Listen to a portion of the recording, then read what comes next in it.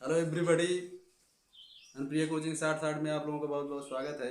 आज हम व्याकरण के एक नए विषय को लेकर उपस्थित हुए हैं। पार्ट्स ऑफ स्पीच की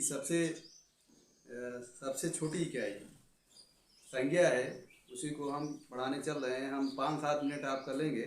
इसी में पूरी संज्ञा तथा उसके प्रकार मैं आपको अच्छे ढंग से बताऊंगा और उसको याद भी मैं करा दूंगा। ठीक है, तो आइए देखते हैं। तो सर्वप्रथम आप जो है इसकी परिभाषा को देखिए। डेफिनेशन है कि a noun is the name of, मतलब इसी में आपका जो है अर्थ है। जैसे a noun is the name of person, place और थिंग, मतलब नेम मतलब किसी चीज का नाम। जैसे जो आपको अगल बगल जितनी सारी चीज़ें देख रहे हैं सबका कुछ नाम होता है।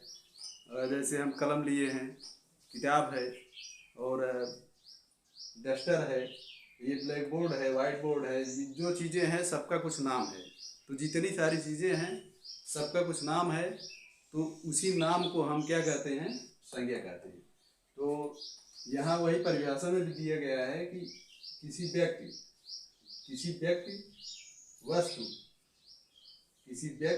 वस्तु, स्थान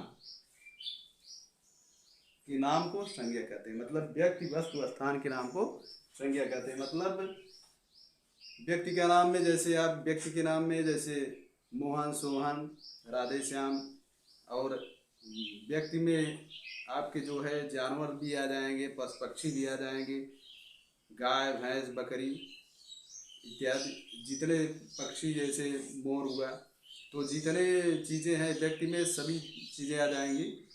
और वस्तु में जो जैसे लकड़ी का कोई सामान है, कलम है, किताब है, तो ये सब चीज़ें वस्तु में आ जाती हैं। और स्थान, जितने नाम हैं आपके, जैसे भारत हुआ, इंडिया हुआ, या कानपुर हुआ, दिल्ली हुआ, मुंबई हुआ, तो ये सारी चीज़ें जो है सबका कुछ नाम है। वही नाम ही आपका जो है संज्ञा है। तो ये परिभाषा वही दे रहा है कि noun is the name of person, place और थिंग। किसी व्यक्ति, आप लोग ध्यान दीजिएगा यहीं से, कि किसी व्यक्ति, वस्तु, स्थान के नाम को संज्ञा कहते हैं। किसी व्यक्ति, वस्तु, स्थान के नाम को संज्ञा कहते हैं। अंग्रेजी में a noun is the name of person, place और थिंग। तो आप लोग अगर इसको 2-3 बार देखेंगे तो आपको परिभाषा याद हो जाएगी। किसी व्यक्ति, वस्तु, स्थान के नाम को संज्ञा कहते हैं। अब संज्ञा के जो है 5 भेद होते हैं। संज्ञा के 5 भेद होते हैं। पहला है प्रॉपर नाउन। प्रॉपर नाउन को हम क्या कहते हैं? व्यक्तिवाचक संज्ञा। व्यक्तिवाचक संज्ञा। व्यक्तिवाचक संज्ञा एक ट्रिक है, मैं बता रहा हूँ, ध्यान देखिएगा। व्यक्ति मतलब जो अपने में केवल एक हो, मतलब ये चीजें केवल अपने में मतलब एक ही हो। जैसे अब कोई व्यक्ति का नाम है, जैसे रवि हुए, ठीक है, तो रवि अपने में एक है। उनके नाम का, उनकी आकृति का कोई इस संसार में नहीं है, तो रवि प्रॉपर हो गए, व्यक्ति हो गए। और जैसे आप देखिए रामायण, रामायण,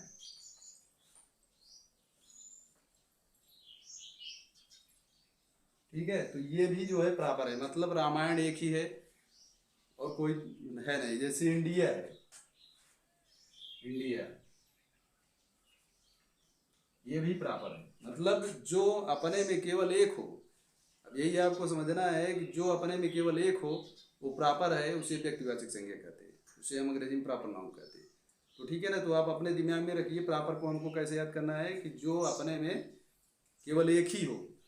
इसकी परिभाषा भी आप बना सकते हैं। जो वस्तु या प्राणी, जीव जंतु, कुछ भी जो है अपने जाति में केवल एक ही हो, उसे प्रॉपर नाउन कहते हैं, व्यक्तिवाचक संज्ञा कहते हैं।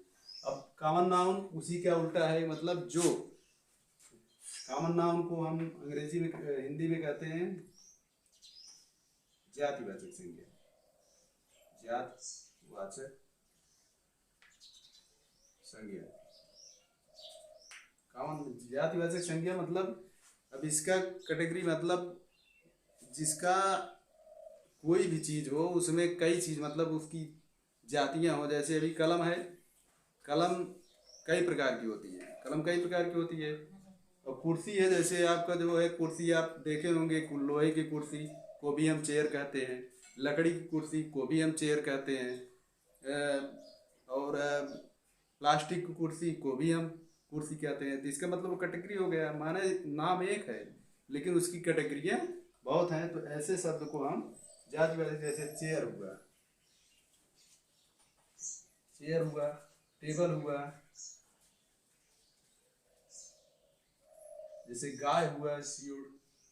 गाय भी देखिए, जैसे गाय कई प्रकार की आप देखते होंगे, तो सबको अंग्रेजी में ही जो है काऊ ही कहा जाता है। तो जो अपने जात में एक से अधिक पाई जाए, इसकी परिभाषा आपको कैसे याद करनी है? जो जो वस्तु या प्राणी अपने जात में एक से अधिक पाई जाए उसे हम जातिवाचक या कॉमन नाउन कहते हैं। अब कलेक्टिव नाउन समूह के लिए है, जैसे ये समूह प्रदर्शित करता है, समूहवाचक संज्ञा।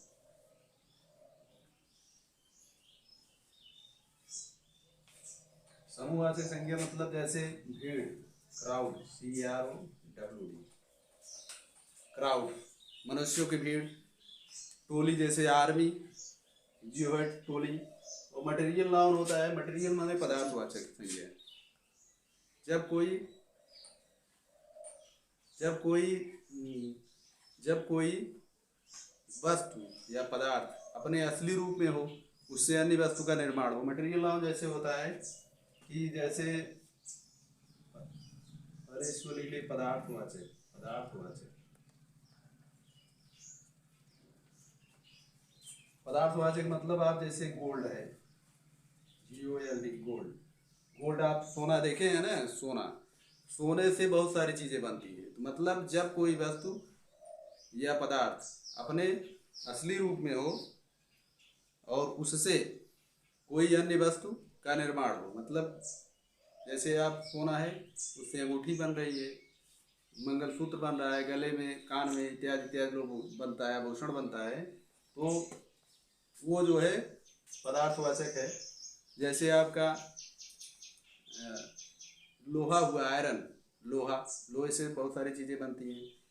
लकड़ी हुआ, और ईंट हुआ, सीमेंट हुआ, जितने चीज़ें आप पदार्थ में देख रहे हैं सब क्या हैं? पदार्थवाचक संज्ञा हैं। और उसके उदाहरण हैं। तो यहाँ देखिए आप ट्रैक नाउन देखिए, भाववाचक, भाववाचक। अब ये जो है बहुत इंपॉर्टेंट है। अब्स्ट्रैक्ट नाउन भाववाचक, भाववाचक की परिभाषा है ऐसा भाव जिसे हम न छू सके, न देख सके, केवल महसूस किया जा सके। जैसे आप किसी बच्चे की जो है बचपना को आप केवल देख सकते हैं, देख नहीं सकते, केवल आप महसूस कर सकते हैं। सुंदरता हुआ, जैसे मित्रता हुआ, ऐसे भाव को हम केवल क्या कर सकते हैं? महसूस कर सकते हैं, उसे भाववाचक। जैसे चाइल्डहुड, CHILD,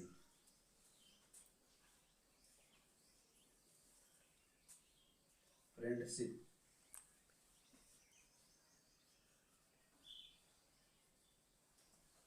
ठीक है। तो चाइल्डहुड और बचपना और मित्रता ये भाववाचक संज्ञा है। मतलब आप इस मित्रता, जैसे दो मित्र हैं, आपस में मिलजुल रहे हैं,